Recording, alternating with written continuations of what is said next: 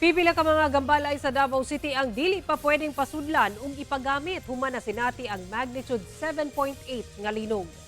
Sa impormasyon nga nakuha sa GMA Superradyo Davao, anaa sa 7 ka mga pribadong gambalay sa Davao City ang giisyuhan og red tag notice nga striktong dili ginapasudlan base sa assessment sa Office of the City Building Official ug Philippine Institute of Civil Engineers Davao City Chapter.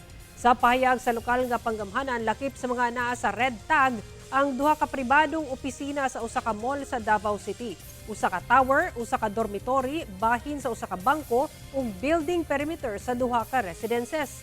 Ang maong mga gambalay nga napailam sa red tag nakitaan matud pa og grabing danyos ug delikadong kapunduhan.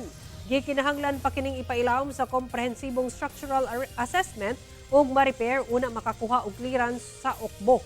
Samtang duna sa 22 ka mga istruktura sa syudad ang gipailam sa yellow tag kon restricted use. Kini ang mga gambalay nga dunay nakit-ang moderate nga danyos nga nagkinahanglan gihapon og repair alang sa full reoccupancy apan gikinahanglan gihapon aprobahan sa ukbo.